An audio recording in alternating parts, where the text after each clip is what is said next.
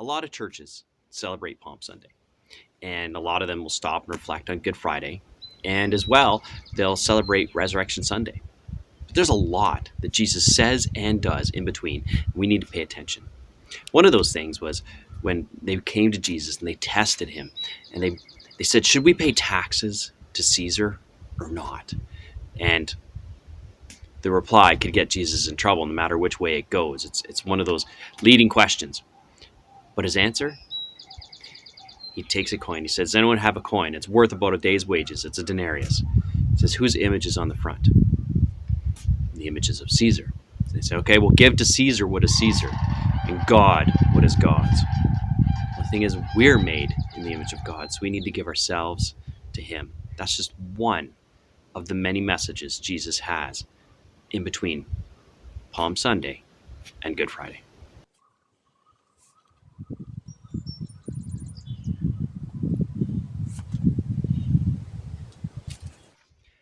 Another one of the messages that Jesus shares with his disciples in between Palm Sunday and Good Friday is about the end, because his disciples were impressed by the amazing stonework of the temple. Some of them were country boys, so they were maybe not used to being in the city. And Jesus said, these things are all going to be gone.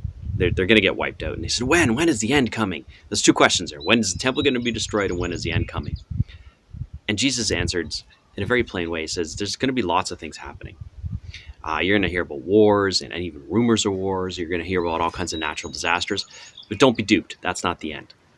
You're going to be taken to prison, not because you're standing up for your rights, but because of just simply believing in Jesus. That's not the end. The good news of Jesus Christ about what his death and resurrection means is going to be shared through all the universe, all the earth, every ethnicity. That's not the end. And then later on, Jesus shares this very important point. He says, no one knows the day. No one knows the hour. Not the angels in heaven, not even the Son, but the Father alone. If Jesus can trust the Father for when the end is going to be, can we? Have a good one.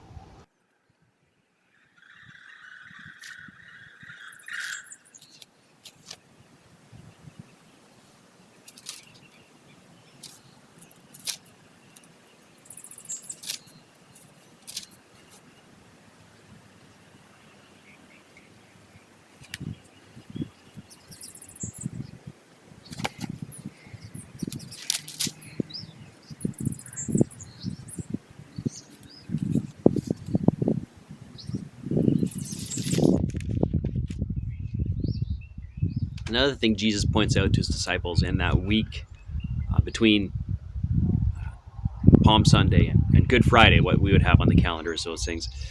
He does a visual sermon, really, with his guys. They see all the rich people putting in all kinds of money, making a great big show of it. Oh, look how much I'm tithing. Look how much I'm giving 10% of everything.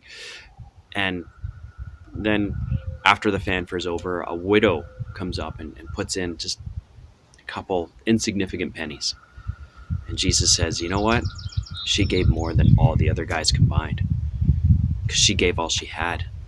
And she loves God so much, she's trusting in him for everything. The other guys gave out of their abundance. They just gave off the top. Didn't hurt them at all. We need to be that kind of way where our money doesn't hold us back, but we're generous and sharing. And some of you might be in that spot where you have to give all. God bless you and keep you and encourage you. Have a good one.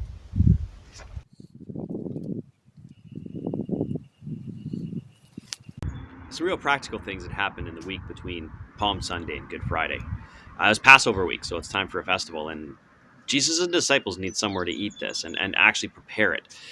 And so they ask him, say, Jesus, where do you want us to get ready for the Passover? And he sends Peter and John, and they head out. And he says, I want you to follow. When you get there, you see a guy carrying a water pitcher. Follow him. Go to that house and ask if they can have everything ready.